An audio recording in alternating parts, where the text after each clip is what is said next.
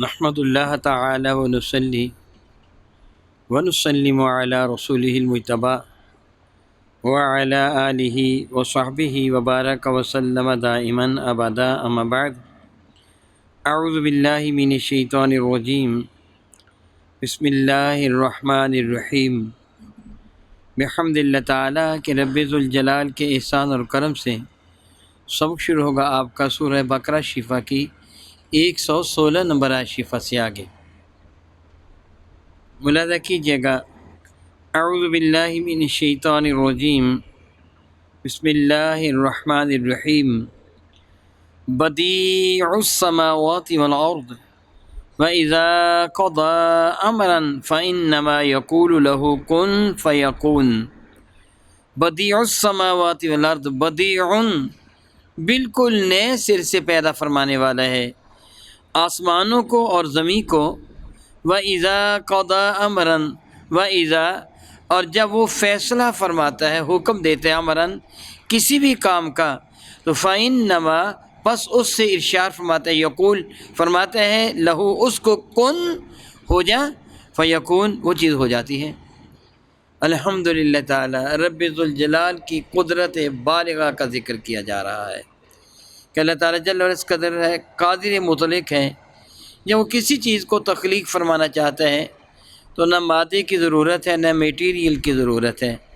آپ کے علم میں ہے کہ مادہ 3 اقسام پر مشتمل ہے، ٹھوس، مائع اور گیس۔ ان سے کوئی بھی چیز مارد وجود میں آتی ہے۔ میرے سامنے یہ مائکروفون پڑا ہوا ہے، اس کا موجد، اس کا ایجاد کرنے والا کوئی انسان ہے، مگر جب اس نے اس کو ایجاد کیا تو میٹیریل اکٹھا کیا ہے، مادہ اکٹھا کیا ہے، اس پہ میگنیٹ استعمال کیا گیا، اس میں وہ مٹی استعمال کی گئی، ریزسٹنس استعمال کی گئی، اس پہ جو وائر استعمال کی گئی وغیرہ وغیرہ، وہ ساری چیزیں موجود تھیں، ان کو اس نے ایک ترتیب دے کر نئی چیز بنا لی۔ ہم نے اس کو کہ اس کے ایجاد کرنے والا، حقیقتاً یہ ایجاد کرنے والا نہیں، وہ میرا مولا ہے جس کو نہ مادے کی ضرورت ہے نہ میٹیریل کی ضرورت ہے، نہ کسی آرکیٹیکٹ کی ضرورت ہے، نہ اس کو کسی معاون و مستری کی ضرورت ہے، نہ کسی انجینئر، نہ کسی سوچنے والے کی ضرورت ہے۔ اس کی قدرت کاملہ کا ذکر یوں فرمایا گیا، وَإِذَا أَرَادَ شَيْئًا جب وہ کسی بھی چیز کا ارادہ فرماتا ہے، یہاں ارشاد فرمایا گیا وَإِذَا قَضَى أَمْرًا، وَإِذَا اور جب قضا قاضی فیصلہ کرنے والا، امراً کام، حکم، جب وہ کوئی بھی حکم نافذ فرمانا چاہتا ہے تو پھر اس کے لیے کیا ہے، کوئی لمبا چوڑا پروگرام ترتیب دینا پڑتا ہے، فوج اکٹھا کرنی ہوتی ہے، بہت سارا اسلحہ اکٹھا کرنا ہوتا ہے، بہت سارا میٹیریل، اوزار، انجینئرز اکٹھے کرنے ہوتے ہیں۔ جی نہیں، کیا فرماتا ہے فَإِنَّمَا يَقُولُ سوائے اس کے نہیں، وہ فرما دیتا ہے لہو اس چیز کو جس چیز کا ابھی وجود ہے نہیں۔ بظاہر تو جس کا وجود ہو اس کو کہا جاتا نا ہو جا، کہ کوئی سامنے مخاطب ہو جس سے خطاب کیا جا رہا ہو، اس کو کہا یوں ہو جا۔ وہ چیز ابھی مارد وجود میں آئی ہی نہیں ہے، وہ کائنات میں اس کا تصور ہی نہیں ہے، اس کا مادہ ہی نہیں ہے، حکم دیتا ہو جا، وہ چیز ہو جاتی ہے۔ زمین کو بنایا، آسمان کو بنایا، تحت و فوق کو، یمین و یسار کو بنایا، آسمان کی وسعتوں میں ستاروں کو بکھیرا، کہکشاؤں کو پیدا فرمایا، سورج کو، چاند کو، نظام فلکی کو پیدا فرمایا، تو اس کو اس کے لیے بہت سارا کو مادہ، میٹیریل، پتھر، لوہا، کینکر، وہ مختلف قسم کی دھاتیں اکٹھا نہیں کرنا پڑیں۔ جو اس نے چاہا، جیسا چاہا، حکم دیا ہو جا، وہ چیز ویسی ہو گئی۔ زمین کو بنانا تھا، اس میں دریاؤں کو چلانا تھا، اس میں حجر و شجر کو اگانا تھا، اس میں پھول پتے پیدا فرمانے تھے، میرے اللہ نے زمین کو حکم دیا ہو جا، زمین بن گئی۔ اور اس میں انگنت وہ چیزیں، آسمان میں انگنت چیزیں، سمندر کی انگنت مخلوق، اس سے کن کہہ کے پیدا فرما دی، وہ مالک ہے، وہ خالق ہے۔ بدیعن، بدع بے دال اور عین، بدعن اسی سے لفظ بدعت ہے، وہ جس کی مثل پہلے موجود نہ ہو نئے سرے سے کسی شے کو بنانا بدیون ہے۔ آسمان کی مثل موجود نہیں تھی، ایک شخص سے پہلے بلب ایجاد کیا، اس نے فلامنٹ ایجاد کیا، اس نے مختلف تجربات معلوم نہیں سالہ سال کے تجربات کے بعد یہ ثابت کیا کہ اگر فلامنٹ کو زیادہ سے زیادہ باریک کر لیا جائے اور اس میں بجلی کو گزارا جائے تو ہیٹر کی طرح تھوڑی روشنی ہوتی، بہت زیادہ روشن ہو جاتی ہے، لیکن اس میں نقص یہ ہوتا ہے کہ فضا کی نمی ریزسٹنس پیدا کر کے اس کو توڑ دیتی ہے۔ اس نے کہا کہ اس کے گرد گرد ایک ایسا کھول آ جائے جس پہ نمی کا تصور نہ ہو تو یہ جو سپرنگ ہے یہ زیادہ دیر تک جل سکتا ہے، چنانچہ اس سے اس تکنیک سے بلب کو ایجاد کر لیا۔ یہ پہلا موجہ تھا۔ اب ہر کسی کے سامنے اس کی ایک شکل موجود تھی، اب اس نے اس کو نئے سرے سے انداز بنایا، حتیٰ کہ LED وہ چھوٹے چھوٹے وہ روشنی کی چیزیں آ گئیں اللہ حاضر قیاس۔ میں نے آپ کو ایک مثال دی ہے، بدعت وہ ہے کہ جس کی مثل پہلے موجود نہ ہو، وہ نئے سرے سے بنے، اور جو نئے سرے سے بنے بدعت ہے، جس کی مثال پہلے موجود ہو بدعت نہیں ہے۔ میری بات کو آپ سمجھیے گا، جس کی مثال پہلے، اللہ نے کیا فرمایا؟ بدیع السماوات والارض، نہ آسمان کی مثال پہلے موجود تھی نہ زمین کی مثال پہلے موجود تھی۔ میرے اور آپ کے کریم آقا تاجدار ارب و جم شفیع معظم رحمت عالم صلی اللہ تعالیٰ علیہ وسلم رمضان مبارک کی مقدس و معظم متبرک راتوں میں میرے کریم آقا رسول اللہ بھی عبادت فرمانے کے لیے مسجد نبوی شریفہ کی جانب تشریف لائے۔ ایک دن، 2 دن، بعض روایتوں میں 3 دن میرے کریم آقا نے مسجد نبوی شریفہ میں صلاۃ اللیل ادا فرمائی۔ صلاۃ اللیل رات کی نماز، جس طرح آپ بہت اچھی طرح جانتے ہیں، نماز وطر کی جب آپ نیت کرتے ہیں تو 3 رکعت نماز وطر، آگے جملہ کیا کہتے ہیں؟ واجب، ہاں کہہ دیا کیجیے نا، واجب اس رات کے، گویا وہ پوری رات کے واجب ہے، غروب آفتاب سے لے کر طلوع فجر تک پوری رات کی پوری رات یہ وطروں کا ٹائم ہے۔ اس کو صلاۃ اللیل کہتے ہیں، رات کو پڑھی جانے والی نماز۔ صلاۃ العشاء کو صلاۃ العشاء کہتے ہیں، اس کے سوا آپ جتنے نوافل ادا کریں گے سارے صلاۃ اللیل کہہ رہیں گے۔ لیکن اگر آپ کو نیند آ گئی، آپ سو گئے، سو کر اٹھ کر اپنے نوافل ادا کیے تو اس کو تہجد کا نام دے دیا جائے گا۔ ثواب میں کوئی فرق نہیں، جس کی جتنی محنت زیادہ ہے، اللہ کو جو جتنا زیادہ محبوب ہے اس کا درجہ اسی قدر بلند ہے۔ یہ جملہ کہ تہجد کا ثواب زیادہ ہے، صلاۃ اللیل کا کم ہے، یہ کمی علم کی دلیل ہے۔ ثواب میرے اللہ کے دست قدرت میں ہے، جس کو جتنا چاہے عطا فرما دے، جتنا چاہے عطا فرما دے۔ جس طرح میں قبل ازیں بھی کہہ چکا ہوں، ایک صحابی بالکل سادہ زمانہ میں ان پڑھ زیادہ ہوتے تھے، بالکل سادہ، جسے الف با تا ثا جیم ہا کا بھی پڑھنا نہیں آتا، بسم اللہ شریف پڑھتا ہے عربی ہونے کے ناطے سے، صبح سے لے کے شام تک وہ بکریاں چراتا ہے، بالکل ہی سادہ بکریاں چراتا ہے۔ شام کو آ کر میرے کریم آقا کے پیچھے نماز تو بہت بڑی بات ہے نا، صرف میرے نبی کی زیارت کا لیتا ہے تو ایک آدمی کروڑوں سال بھی بات کرے تو اس کے برابر نہیں ہو سکتا۔ ثواب تو میرے اللہ کے پاس ہے، وہ جس کو جتنا چاہے عطا فرمائے۔ صحابی وہی ہوتا ہے نا جو ایمان کی نظروں سے میرے نبی کی محبت کے ساتھ زیارت کرتا ہے اور ایمان کے ساتھ دنیا سے جاتا ہے۔ اس لیے کہنا فلاں کو ثواب زیادہ مل گیا فلاں کو کم، یہ تیرے اور میرے اختیار میں نہیں ہے، یہ میرے مولا کا اختیار ہے۔ میں کہہ رہا تھا رات کی نماز کو کیا کہتے ہیں؟ صلاۃ اللیل۔ کیا کہتے ہیں؟ تراویح نہیں کہتے، کیا کہتے ہیں؟ صلاۃ اللیل۔ میری بات کو آپ نے اچھی طرح سمجھنا ہے، کیا کہتے ہیں؟ صلاۃ اللیل کہتے ہیں۔ سیدنا فاروق اعظم رضی اللہ تعالیٰ کے زمانے پر نشان تک یہ صلاۃ اللیل ہی تھی۔ میرے کریم آقا نے صلاۃ اللیل پڑھی 1 رات یا 2 رات، اس کے بعد میرے کریم آقا رسول عربی شفیع معظم رحمت عالم صلی اللہ علیہ وسلم تشریف نہیں لائے۔ سبب یہ بنا صحابہ کرام تو میرے کریم آقا کے شہدائی تھے، سچی محبت وہ فرماتے تھے۔ آج کل ہم بڑا کہتے ہیں عاشق رسول دعویٰ کا لیتے ہیں، لیکن میں کہتا ہوں یہ دعویٰ بھی گستاخی ہے۔ محبت کرنے والا کب میں کہتا ہوں میں تو اس سے محبت کرتا ہوں، اس کو اظہار کی ضرورت نہیں، اس کے عمل سے پتہ چلتا ہے۔ صحابہ کو پتہ چلا سرکار تشریف فرما ہوتے ہیں مسجد نبوی میں، وہ تو کشاں کشاں آ گئے۔ سوچیے، تھوڑا سا سوچیے، سارا دن بھیڑ بکریاں چرانے والے چرواہے تھکے ماندے، رات کو آرام کرنا چاہیے تھا، لیکن ان کو پتہ چلا رسول احمد مسجد میں ہیں، اپنے آرام کو، چین کو، سب کچھ کو قربان کر دیا، مسجد میں آ گئے۔ ہم دوبارہ کے ساتھ وہاں بھی حاضری دیں گے، اے حضور مل جائیں گے ہمیں۔ کثرت کی، اتنی کثرت کے ساتھ آ کے مسجد بھر گئی۔ میرے اور آپ کے کریم آقا رسول عربی، میرا اللہ ارشاد فرماتے ہیں حریص علیکم، تمہارے لیے بڑے حریص ہیں، اور بالمؤمنین رؤوف رحیم، ایمان والوں کے لیے تو سراپا کرم ہے۔ میرے کریم آقا تشریف نہیں لائے، صحابہ کرام مسجد میں بیٹھے نماز پڑھتے رہے یا جیسے بھی، میرے کریم تشریف نہیں تشریف لائے، حتیٰ کہ سحری بھی ہو گئی، صحابہ چلے گئے۔ اگلے دن میرے نبی تشریف لائے، صحابہ سے فرما لگے، ابھی کو تم کل آئے تھے، مجھے پتہ ہے، میں جانتا ہوں تم کل آئے تھے، میں جان بوجھ کے نہیں آیا۔ سبحان اللہ و بحمدہ۔ اب کس کی جرأت تھی یہ جملہ کہتا ہے یا رسول اللہ کل کیوں نہیں آئے؟ کس کی جرأت تھی یہ جملہ کہنے کی؟ مالک ہیں، چاہیں تو آئیں، چاہیں تو نہ آئیں۔ فرمانے لگے معلوم نہیں میں کیوں نہیں آیا؟ عرض کیا اللہ اور اس کے رسول جانتے ہیں، ہم کیا جانیں۔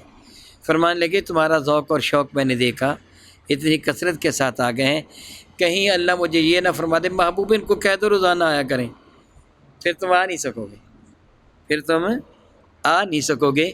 میں نے کہا کہ آپ تم پر یہ پابندی نہ ہی لگے، وہ جی چاہے تو پڑھ لیا کرو، نہ جی چاہے تو نہ صحیح۔ سبحان اللہ و بحمدہ۔ کتنے کہ اللہ کی عزت کی قسم میرے نبی بڑے ہی کریم ہے، بڑے ہی کریم ہے، بڑے ہی کریم ہے۔ وقت گزرتا گیا، صحابہ صلاۃ اللیل پڑھتے، حتیٰ کہ بعض وقت کہتے کہ ہمیں خطرہ ہوتا کہ فلاں فوت ہو جائے گی، فلاں سے مراد سحری ہے، اتنا پڑھتے کہ ڈر ہوتا کہ ساری ختم نہ ہو جائے، کہیں جلدی جلدی اب جا کے گھر کھانا کھا لیں، ساری رات پڑھتے رہتے، مگر میرے کریم آقا رسول عربی نے پابندی نہیں فرمائی۔ حالانکہ میرے نبی سے بڑھ کر کون ہی بات کرنے والا ہے، امت کی خاطر پابندی نہیں فرمائی۔ زمانہ گزرتا گیا، صدیق اکبر کا دور آ گیا، اسی طرح ہوتا رہا، صحابہ کرام رات مسجد میں پڑھتے رہے۔ فاروق اعظم کا دور آ گیا، حضرت فاروق اعظم رضی اللہ تعالیٰ عنہ رات کے وقت وہ مدینہ طیبہ کی گلی کوچوں و بازار میں آپ تشریف لے جایا کرتے تھے۔ ایک دن مسجد نبی شریفہ کے قریب سے گزرے، رمضان المبارکہ مہینہ ہے، عزتوں والا، عظمتوں والا، شرف و کرامت والا، رب کائنات کی بے پایہ رحمت والے مہینہ میں آپ مسجد کے قریب سے گزرے، مسجد میں چراغ جل رہے تھے۔ آپ فضول خرچی کے بڑے خلاف تھے، بہت خلاف تھے، بہت خلاف تھے، حتیٰ کہ بازار میں چھوٹی رسی پڑی مل جاتی وہ بھی اٹھا کر قریبی گھر میں پھینک دیتے، ایک کھجور کی گٹھلی مل جاتی بازار میں پڑی اس کو بھی اٹھا لیتے، کسی کے گھر میں پھینک دیتے کہ یہ کوٹ کر بکریوں کو کھلا دیں گے۔ فضول خرچی کے بڑے خلاف تھے۔ تو آپ نے دیکھا مسجد میں دیا جا رہا ہے، یہ کس سے جلایا؟ جھانک کے دیکھا تو لوگ نماز پڑھ رہے تھے، کوئی یہاں، کوئی وہاں، کوئی وہاں، کوئی وہاں، وہاں رونق لگی ہوئی تھی مسجد میں۔ آپ نے ایک نظر ملاحظہ فرمایا، جی بڑا خوش ہوا، خیال کیا یہ سارے جو تنہا تنہا پڑھ رہے ہیں، کیا میں ان کو ایک امام پہ جمع نہ کر دوں؟ مسجد نبی شریفہ کے امام کون تھے؟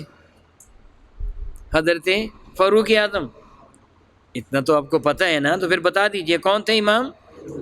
فاروق اعظم۔ وہ نماز عشاء فرض پڑھا کے نماز پڑھ کے گھر کو چلے گئے تھے، وہ نماز عشاء پڑھا کے گھر کو چلے گئے تھے۔ یہ باقی سب کچھ نماز تراویح کے آخر میں وتر بعد جماعت پڑھنے، یہ سب کچھ بعد کی یاد ہے۔ وہ نماز پڑھا کے گھر کو چلے گئے، اب آئے تو دیکھا لوگ اپنی اپنی نماز پڑھا رہے ہیں، تو خیال کیا کہ میں ان کو ابی بن کعب پہ اکٹھا کر دیتا ہوں، بڑا پیارا قرآن پاک پڑھتے تھے۔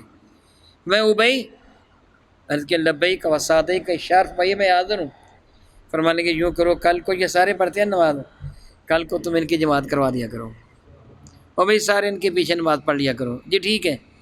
اگلے دن آئے تو مسجد کا ماحول ہی بدلا ہوا تھا، اور آپ کے علم میں ہے کہ اگر تنہا تنہا صلاۃ و تسبیح پڑھنی ہو نا تو چند لوگ آتے ہیں، جماعت کا اعلان کر دو تو مسجد بھر جاتے ہیں۔